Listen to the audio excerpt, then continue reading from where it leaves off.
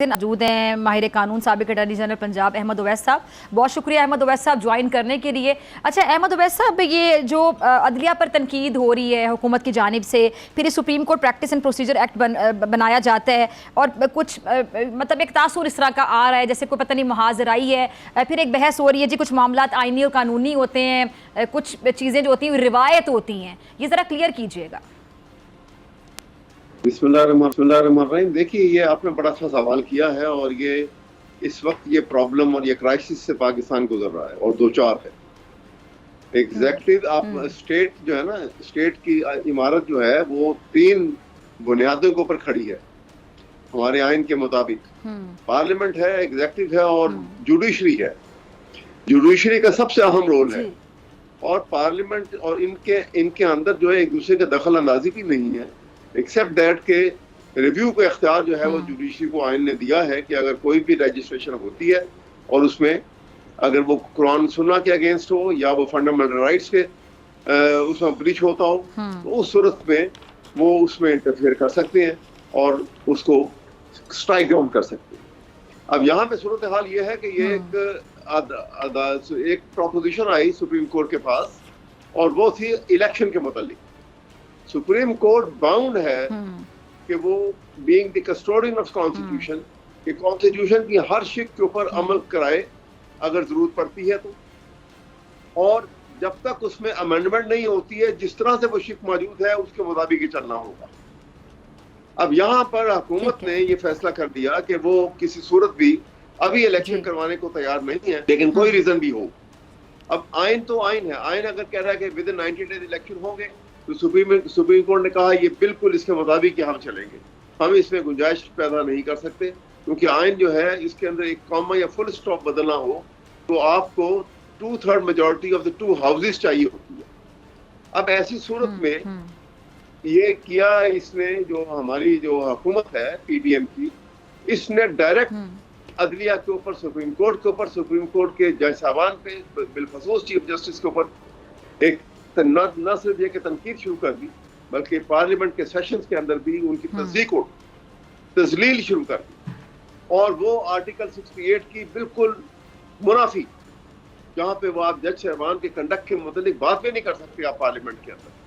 तो ये खुला वायलेशन जो कॉन्स्टिट्यूशन का उन्होंने किया, इसके साथ एक ऐसी कन्फ्रंटेशन की सूरत पैदा की और कोशिश की उन्होंने कि सुप्रीम कोर्ट को एक बहुत बड़े अदारे को कमजोर करते।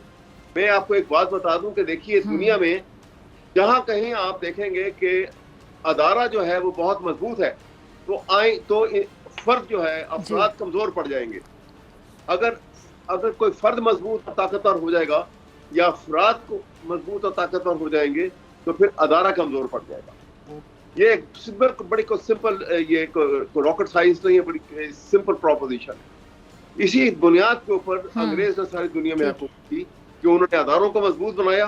अदलिया का अदारा जब बना तो उसको उस इंस्टीट्यूशन को उन्होंने स्ट्रेंथ दी, इज्जत दी और उसको तमाम अदारे जो है उसको ताबे किए उसने, क्योंकि कानून की बालादस्ती का निजाम उसके बगैर चल नहीं सकता।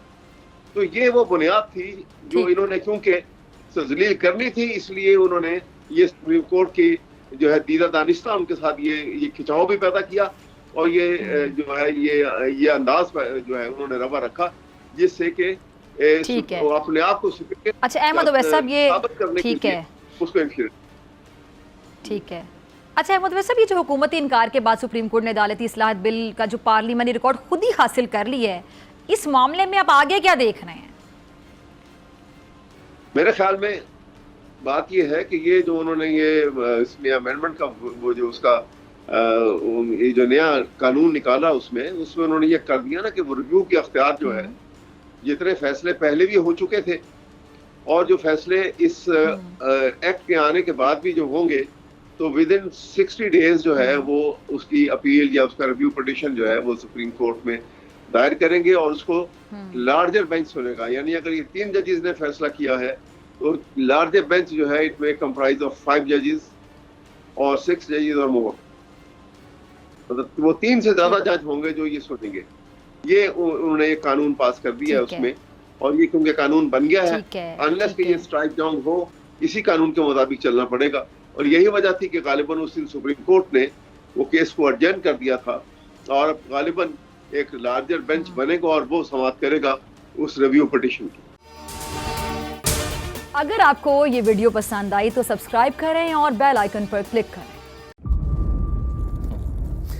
इंतजार था ना, चलो इस बार वो करते हैं जो इससे पहले किया ही नहीं। किस्मत की आंखों में आंखें डाल के जीतना होगा। सब में है शेर जैसी राह, जर्रा जर्रा भी हर कंटेस्टेंट को लगेगा पहाड़।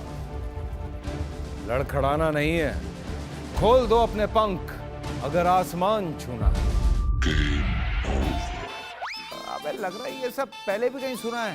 एंटरटेनमेंट की गारंटी जनाब, क्योंकि यहाँ खेलोगे कूदोगे तो बनोगे नवाब। खुश रहो पाकिस्तान। खुश रहो पाकिस्तान, बुध और जुमेरात शाम 7 बजे सिर्फ बोल एंटरटेनमेंट पर। सब्सक्राइब करें और बेल दबाएं ताकि कोई खबर रह न जाए।